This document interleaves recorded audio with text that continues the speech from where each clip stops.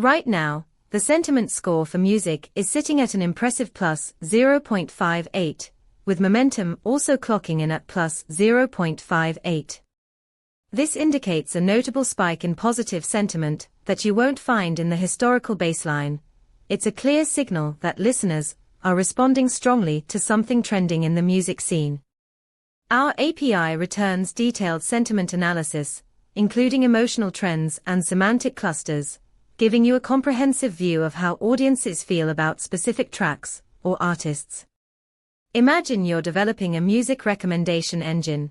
This data allows you to fine-tune suggestions based on current listener emotions, enhancing user engagement.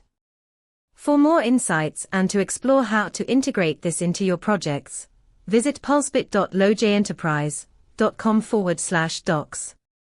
Let's build something great together.